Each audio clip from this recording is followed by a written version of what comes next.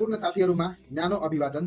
आज गृहमन्त्री अर्थात् देशको रक्षक बन्ने व्यक्ति सुदन गुरुङले आज आफ्नो पदबाट दियो राजीनामा। हो साथीहरू, तपाईँहरूले ठिकै सुन्नुभयो। हाम्रो देशको गृहमन्त्री सुदन गुरुङले आज आफ्नो पदबाट राजीनामा दिँदै फेसबुकको माध्यमले जानकारी गराउनु भएको छ। उहाँले लेख्दै भन्नुभएको छ, म सुदन गुरुङ मिति 2082 चैत्र 13 गतेदेखि गृहमन्त्रीको जिम्मेवारीमा इमान्दारीपूर्वक काम गर्दै आएको छु। पछिल्ला दिनहरूमा नागरिक स्तरबाट मेरो शेयर लगायतका विषयमा उठेका प्रश्न टिप्पणी र जन चासोलाई मैले गम्भीर रूपमा लिएको छु। मेरो लागि पदभन्दा ठुलो कुरा नैतिकता हो र जनविश्वास भन्दा ठुलो शक्ति कुनै हुँदैन। आज देशमा सुशासन, पारदर्शिता र जवाबदेहिताको माग गर्दै उठिरहेको जेनजी आन्दोलनले पनि यही सन्देश दिएको छ।